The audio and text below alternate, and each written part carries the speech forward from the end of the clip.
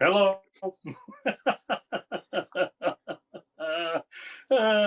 I'm not cutting Okay, this. This is all you. Go ahead.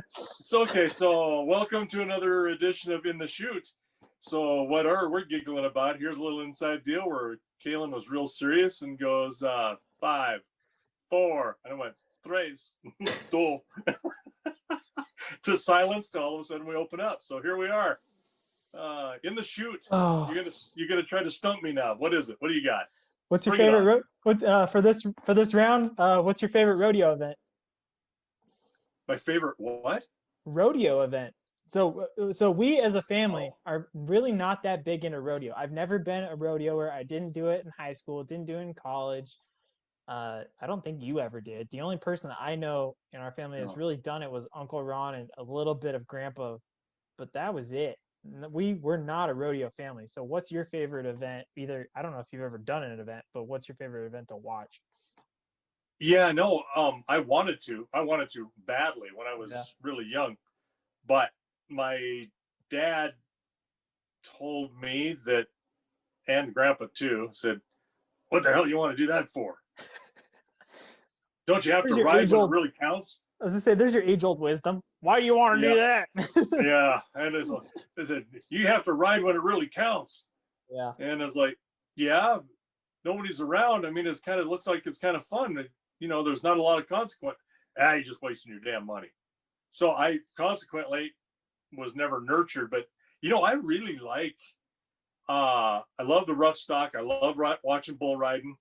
Yeah. Um, I like I like to watch the saddle bronc because it's very graceful. Um, I like the bareback. It's not quite as graceful as a timing, on a saddle bronc ride. There's a reason those guys have neck braces on. Well, yeah, no doubt. I mean, yeah, but uh, I really like those three. The rough stock stuff is good. Um, Barrel racing. Who doesn't like barrel racing? uh, you know, the roping. All right, time out for a second. Anybody who's not aware of rodeo events, the reason why we say barrel racing, it's the only female event in rodeo, at Well, least at least in the you can have PRCA. breakaway, but you can have breakaway roping where they just have a ribbon tying the Yeah. rope on, and they rope something, and as soon as it breaks away, then they stop the time. Women do that. But how often does that happen? It's not like it's a regular event. That's why I It's not say a that. The Yeah, barrel not racing's that. always in a rodeo, but breakaway's not. You're right. No, you're right. It's true. But the reason why do we like barrel racing again? I don't get There's it. there's purty ladies. There's pretty girls that are riding some. Yeah, that's true. Something else I like. We used to call it bulldogging when I was a kid, or steer wrestling. Yeah, That looks so fun. I'm telling you. until But you it takes miss it. guys like my size, your brother's size. You might be a little light for that because you're, Yeah. I'm in the a middle. Like buck 60. well, I'm not a buck 60 anymore. I float between 180 and 200. I'm trying to get back down Eh, to 180, but I'm in the weird spot because most bull riders float, and bull riders I should say also bareback and saddle bronc probably float between either 130 to 150, and then your bulldoggers are gonna float closer to 210 to 220. or 240. Yeah, those big boys, they're the 240. barrel chested guys that they come off that Yeah, saddle and they grab those horns and they try and flip them over and get them on their side. But yeah. oh, it always the worst. If I wasn't to do a rough stock, I would probably do bulldogging. But the problem is, you see those guys miss the horns and it goes through their arms and underneath their armpit and their tricep, and like, whoo, that looks like it That'll hurts. that'll leave a mark when you soak that up in the shower. That's gonna burn. Yeah, yeah, for sure. Yeah. I feel Do you, bad for them every time too. I'm like, oh, it doesn't look fun at all. yeah. Do you know how bulldogging was what was called originally instead of steer wrestling? Bulldogging was how that came about. You know what they did? I'm trying to think. I'm assuming it came from like Central America, and they're trying to get it was the poor man's way of roping a cow and getting it set so they could brand it or something. No, actually, it was a rodeo event, Okay. and it was really done. And I can't remember the guy's first name necessarily, but Pickett was the last name, Okay. and there used to be a lot of black cowboys come up during the cattle Primarily, drive. historically speaking, yeah, they were the majority. Them and Mexicans or Mexicanos, Yep. they were the primary I guess ethnic group for Yep. cowboys in the West. Yeah. Well, and here, there you go. There's a good social thing for you. Talk about a blending of different racial groups into a common thing, and there really weren't any big deals because you're just doing the same damn job. Yeah. Hey, But get this cow it, or this herd from this location to that yeah, location. I'll pay you. Okay. yep, yep. And everybody just, if you were a good hand, you're a good hand. If you weren't, they ran you off, Yep. or you got good. But Pickett would, instead of turning that head over and roll them over, would bite the nose, just like you ear down a horse. Okay. Bite the nose until they quit moving, and that was that's a lot of slobber. Check it out. But well, you'll do some weird stuff if it's all for fun. But that was the original way that they used to bulldog that he started, and that was, I think, in the 1800s, late 1800s. I may be all off on my times there, but really kind of a cool day, and then it's evolved into what it has been this way for God since I was a kid. Yeah.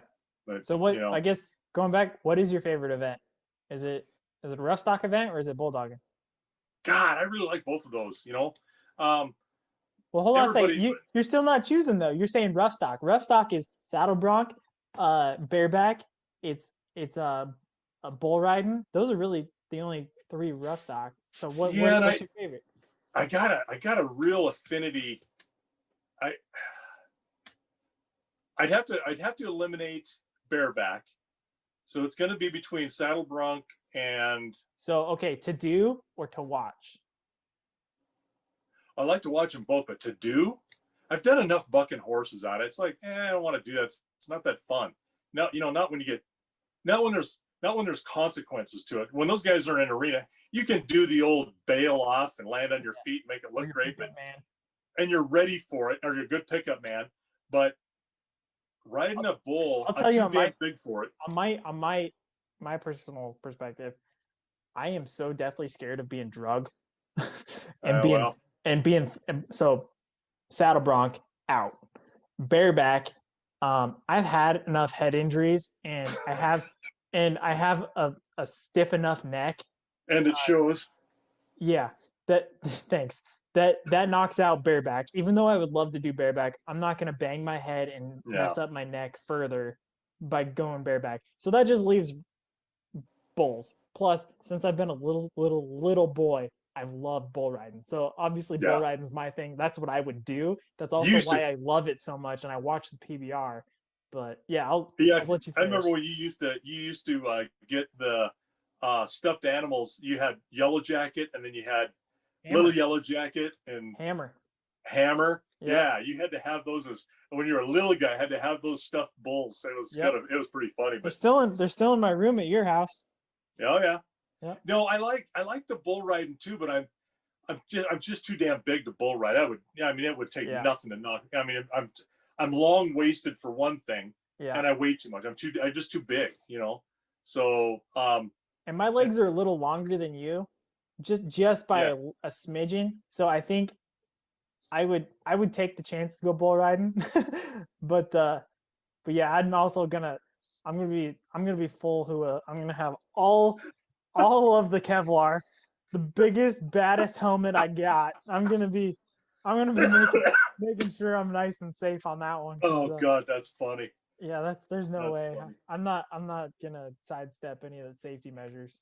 Yeah, but bulldogging, I've never done it, but it looks just fun as hell. And potentially guys, anybody could do it, right? Yeah, you gotta have a partner to keep them straight. Yeah, you have a hazer. Yeah. You just gotta have the animal, and all you gotta do is run next to it and just flip it over. You just gotta fall out of your saddle. It's a little more complicated than that. You better have a good horse to do that too. But some of those steers, they get pretty smart. Now I've seen them come out of there and just set up, and the guy goes, flipping out over in front of them. Yeah. I mean, and then they're bad. You can't use them anymore. You got to get rid of them. But probably use them as steer roping fodder at that point. But Yeah, I think that you could probably have a lot longer career bulldogging than you can riding bulls for sure. Yeah, I think so. I've You seen know, some mid 40s guys go bulldogging before, yeah. and Well, that's and well it's past not the that prime we're of not. bull riders for sure. Oh yeah, oh yeah. But we're not rodeo a rodeo fan where we follow rodeos all the time. No, I've got a great appreciation for them, and I like to watch once in a while. But we don't chase every rodeo. no. And yeah, in fact is, I remember one time we took you guys to a rodeo, and you were little guys, probably like 5 and 7 or 4 and 6, you and Braden, and it was late. I don't remember what the circumstances were. We were really tired, and you guys were starting to crash. And there's usually an intermission in the middle between, they break it up in half and half. And I we're know at where this is going. I think you probably remember this, or we've talked about it. And the intermission comes up, and your mom and I looked at each other and went, "Well, it's time to go."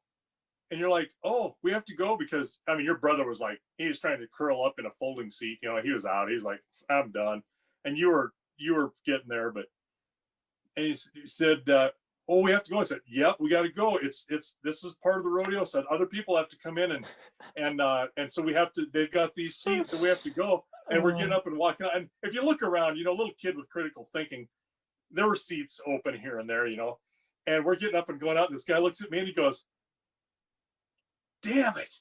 I wish I'd have thought of that." Good one.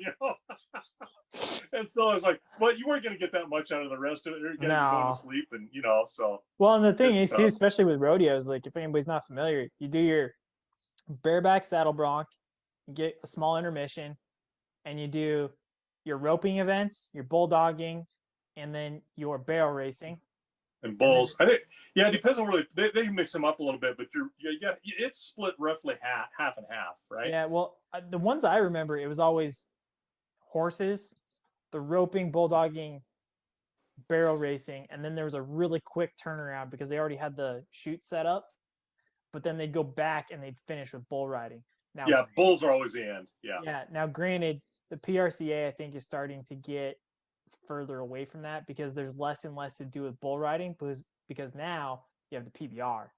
Well, PBR is kind of, yeah, they've done really a good thing at marketing and turning that into an industry, not just something, an event. It's an industry now. But that's also like, and this is why I said this in the shoot might be a little longer. Is when you were here at Kentucky with me, I was showing you those early great Yeah.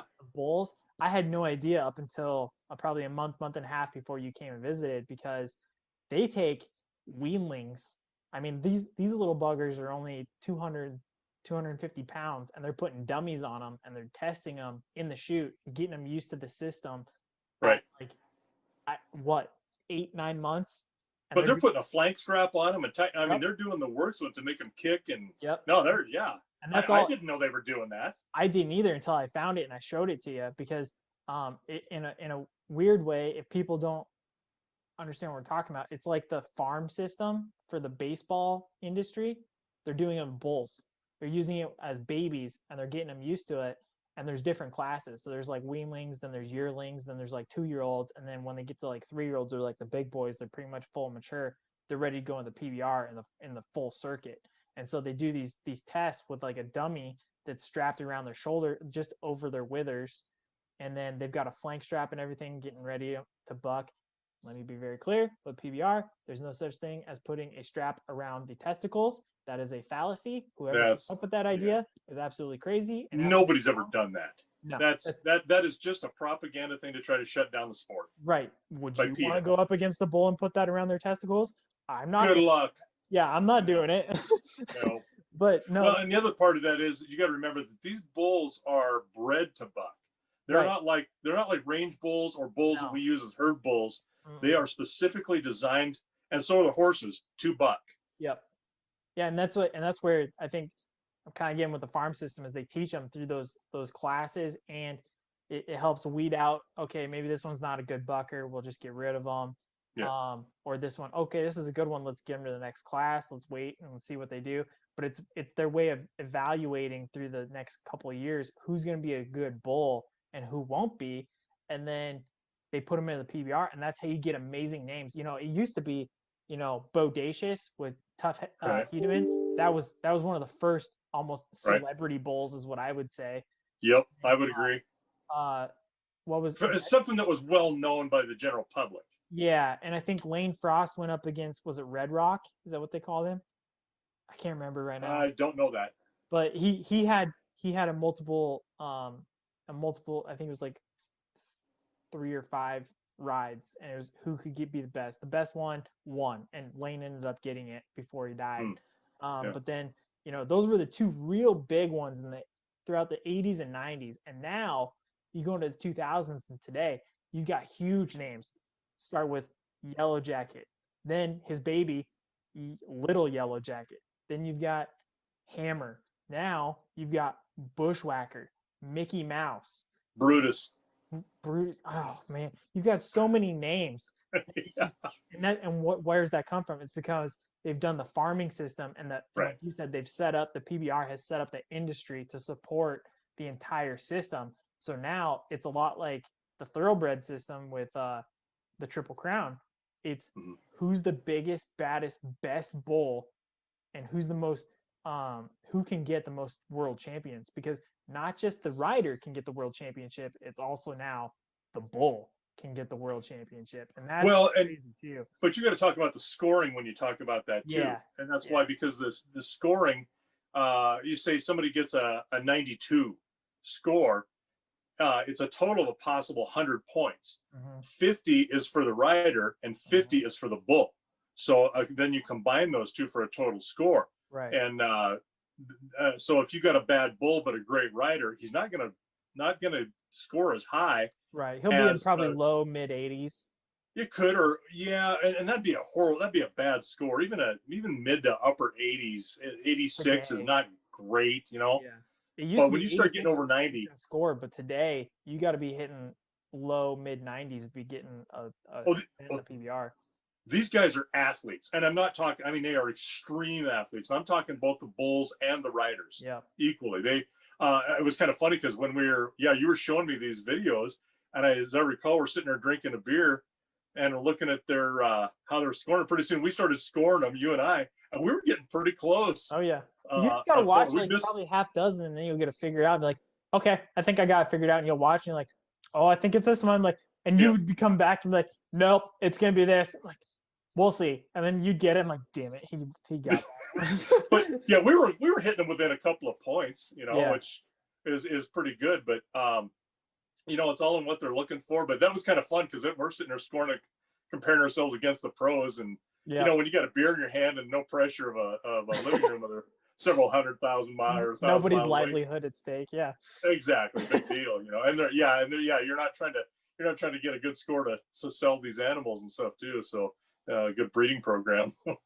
Yeah. So yeah, I'm gonna have to go with bulldogging to do and to watch. Got an appreciation for all of them, especially the barrel racing. Okay, I would say to do the most fun, bull riding.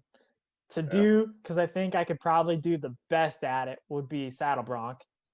And then to watch, it's going to go back to bull riding. I've been a bull riding fan from the beginning, so that's gonna. No, I was being smart with the barrel racing, but yeah, but that bull riding is it. There's something about doing something super dangerous that is just fun as hell. And women will never understand. They don't get it. And when you get banged up, she'll call you a dumbass. Yeah. I've heard that before. Well, you know? And just to finish it out real quick, I asked Grandpa, it was actually funny enough, about a year before he died, I came home from my fall semester of college. I had just a frank conversation with him just before I went out and did something. I showed up to the ranch house, and I was asking him, you know, something about when he was younger. And he's like, yeah, you know, I got to help move horses and bulls and stuff throughout the Red Lodge area when I was about your age, and I was told, you know, I could, if as long as I helped get everything to where it needed to go, I had a free event every event. I'm like, okay, cool. So he said he would try every different event and see what he liked. And I asked him, okay, how did bull riding go? He goes, that was the hardest thing I ever did. And he said, your Uncle Ron was good. He's like, it was the hardest thing I ever did because that hide, like a mule. He's like, you know how a mule rules? I'm like, yeah. He's like, the same thing with a bull, except it's even worse. It just rolls from side to side. And he's like, you can master that. You probably got the bull figured out. I'm like, Well, huh, okay. and that gives you there's a good perspective for you because Uncle Ron, my uncle, my dad's brother, rode. He spent an entire summer rodeoing, and he was good at it. And he liked bulls, and he's short body, strong. Yep. Yeah, I mean built a lot like your grandpa, and he won a lot. He was winning lots of firsts, seconds, an occasional third, or he might buck off here and there, but he scored well. But by the end of the summer, as my understanding was, with all of his travel was done, his medical bills, because he got a horn in the forehead and scalped him, so he got to have that all stitched up, and he's riding with that too. I mean, can't let that make you stop. But the end of the summer, all expenses paid, all his winnings counted. He made like a grand total of like $20. Yep. And being good at it. Yep. So, there's that. Have those sponsors. There was no such thing then. Not then. That's like pro football in the 50s and 60s. They just did it to play. They weren't making any money at it. Yeah. So. All right. You think we should put this one to pasture? Yep.